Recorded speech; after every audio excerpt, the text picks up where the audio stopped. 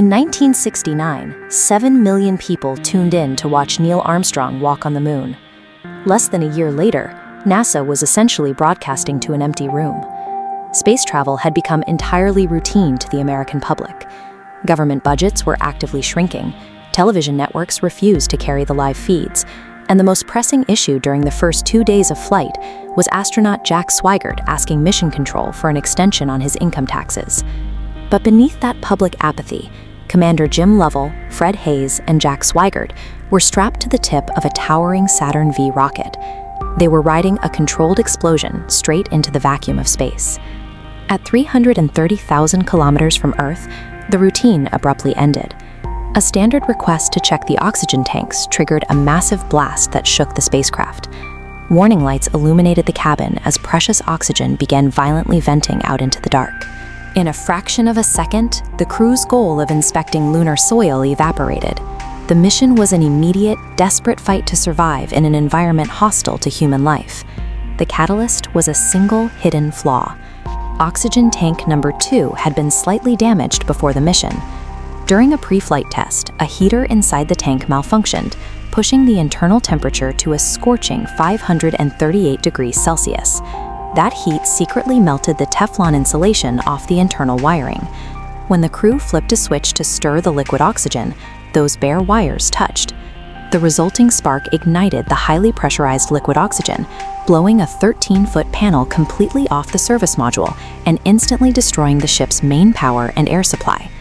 Bleeding electricity and air, the crew was drifting further from Earth than anyone in history.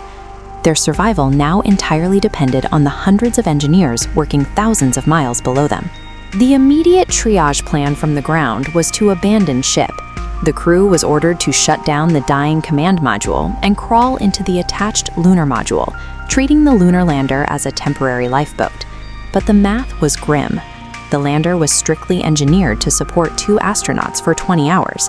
Now it had to keep 3 men alive for 4 grueling days. Turning around immediately was mathematically impossible without the main service module engine. But that engine sat dangerously close to the blast zone and could easily tear the ship apart if ignited.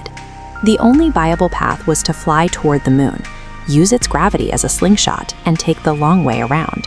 To get on that return path, the crew had to perform multiple course corrections using the lunar module's descent engine. This was a fragile thruster designed solely for a gentle moon landing, not for repeated high-stakes orbital maneuvers. The risky calculations worked, shaving 10 critical hours off their return flight.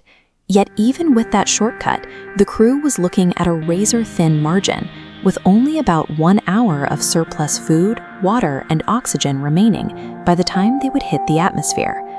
Along with depleting oxygen, the crew faced another lethal breathing threat. With 3 men continuously exhaling in a space built for 2, toxic carbon dioxide was rapidly building up inside the tiny cabin. NASA had plenty of fresh lithium hydroxide filters in the dead command module that could scrub the air. But the command module's filters were square, and the receptacles in the lunar lifeboat were circular. You physically cannot push a square peg into a round hole. Mission Control had exactly 24 hours to invent a physical bridge between the 2 shapes, using only what the astronauts had on board. Step by step, the ground team walked the crew through building an adapter out of stiff cardboard, plastic bags from a spacesuit, a ventilation hose, and duct tape. As the new filter came online, the carbon dioxide levels began to drop. A few scraps of cardboard and tape had successfully overridden the rigid limitations of the ship's billion-dollar hardware. To ensure the batteries wouldn't die before reaching Earth, the crew systematically killed every non-essential electrical system, including all cabin heaters. Temperatures inside the ship plummeted to near freezing, making it almost impossible to sleep and causing Fred Haise to develop a severe urinary tract infection. The men also severely restricted their liquid intake, limiting themselves to just 200 milliliters of water a day. The primary reason wasn't a lack of drinking water, but a desperate need to minimize how often the astronauts had to urinate. In the frictionless vacuum of space, releasing liquid out of a vent creates a miniature thruster. Ejecting urine would actually generate enough force to physically push the fragile spacecraft off its carefully plotted return trajectory. The environment was so unforgiving that simple bodily functions became a matter of orbital mechanics. Every single human action had to be perfectly calculated to navigate the void. As Earth finally grew large in the window, the crew faced their last brutal test. To survive the extreme friction of hitting the atmosphere, they had to abandon their trusted lifeboat and strap back into the frozen, battered command module. When a spacecraft hits the atmosphere at thousands of miles an hour, immense heat strips electrons from the air, creating a shield of superheated plasma. This ionized layer physically blocks all radio waves, severing the crew from mission control. Usually, this blackout lasts about 3 minutes, but as the clock ticked past 3 minutes, then 4, only static came through the speakers. No one on the ground knew if the heat shield had been compromised in the explosion. For 4 minutes and 27 agonizing seconds, the world waited in total silence. Finally, a transmission cracked through the static. Commander Lavelle reported that they were alive, drifting down to the Pacific Ocean under fully deployed parachutes. That breathless plunge through the atmosphere instantly cured the public's apathy. The global anxiety over the fate of 3 men served as a stark reminder of the immense, deadly risks inherent to space travel. Apollo 13 never reached the Fra Mauro crater.